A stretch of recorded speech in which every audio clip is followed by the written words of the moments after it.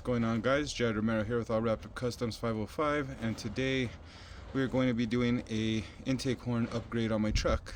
Now, I already have the Shibby Engineering Stage 1 intake manifold, or intake elbow, or horn, sorry, for my Dodge. And today I will be putting a pusher intake manifold on it, or intake horn. This is going to kind of be a two-part install because my buddy Matt's truck has a stock one, so we're going to take his off tomorrow. Doesn't take very much time, takes maybe 30-40 minutes. I'll show you what we're gonna need. Like I said, it's a straightforward install. I've taken this thing off probably a few times. One to do the grid heater delete, one to put the Shibby Engineering one on. So again, this will be a pretty straightforward install. So let's get started. Alrighty guys, so it'll come with instructions from Pusher. It'll come with an installation kit, come with a new gasket. This piece is where it bolts on to. This is for your dipstick, and it bolts on to the valve cover. And then of course the intake manifold. It comes raw steel, but I had mine powder coated because I'm going to do everything silver, blue, and black on my truck. And then it comes with this little sticker kit. Okay, so let's go jump to the truck and what we got to take off. Alrighty, so as you can see, I already have my 10 on one of the 6 bolts that you got to remove. So we're going to remove that one, that one, that one, and then there's one right there, and then there's one in the back, and then there's one you can't really see, but it's kind of under the fuel line. And then you got to undo this 10 right here. Okay, and then this whole thing will come out, and then this is where it mounts to after. That's where that new silver piece comes in. I also just want to show you I did another modification to my truck. My truck had a really awful coolant leak, and it was leaking from there, and this hose was actually about to probably crack and explode at some point. So Mishimoto makes this piece, but it actually went to that one. I had a machinist bore it open a little bit more and then put it in, and oh my god, that thing has cleaned up the whole engine leak that I had with my coolant. Now I want to get the Mishimoto one and do the one in the back because it looks like it's going to start to leak. It's not leaking yet, but it looks like it's going to start. But yeah, let's jump to taking that intake manifold off, and we will compare the two. Okay, before you get too far, sorry, you're gonna need a swivel, because you're gonna need to swivel down into that little area down there, right in front of the fuel rail. You're gonna need either a little screwdriver or a pair of pliers to lightly pull this little plug out so you could get to the bolt that's right underneath it.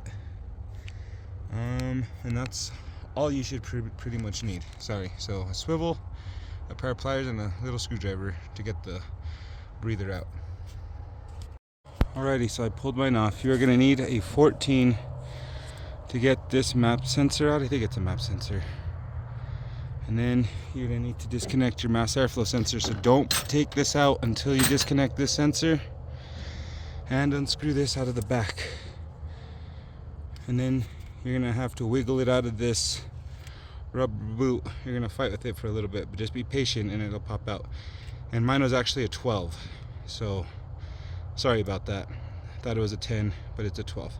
And I had actually 7 bolts over here because of the dipstick and stuff, and I believe these are going to be 8s because you're going to need to take these off next for your new dipstick mount. So we'll jump to comparing the two intakes. So here's the two in comparison with each other. So the next step is going to be to remove this sensor and switch it over, and it's going to go here. So we'll jump to that step next, and then we'll reverse install it. Alrighty guys, so this is my buddy's truck. I'm going to take off his. This is what the stock intake looks like with some little deletes on it. So I'll jump to what those look like once it's off. Same process, you just got to take off all the bolts, undo the clamp, disconnect the sensor, swap everything over, and then that's it. So we'll jump to comparing this one compared to the stage 1 that I'm giving him. Alrighty guys, so check out the difference. That's stock and that's modified, stage 1. And then somebody had already pre-modified this butterfly valve, so that was a pretty smart idea. I asked the previous owner, he said no. And here's the one that is going on it. So these are both should be engineering. So this will be an upgrade for my buddy's truck.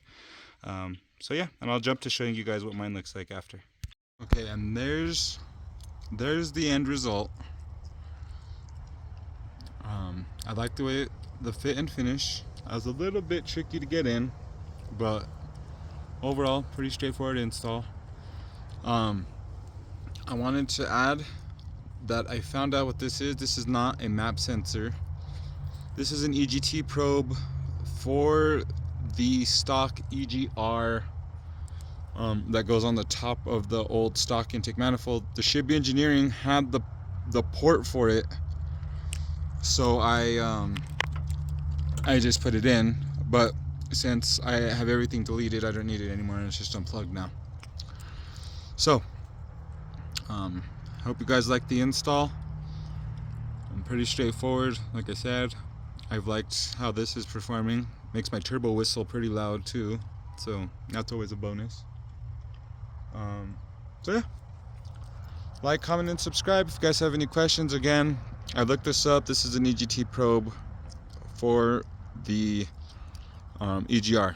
So once you delete that whole stock piece, once you put the deletes on it, basically becomes worthless. So bye bye. Like, comment, subscribe. See you guys on the next one.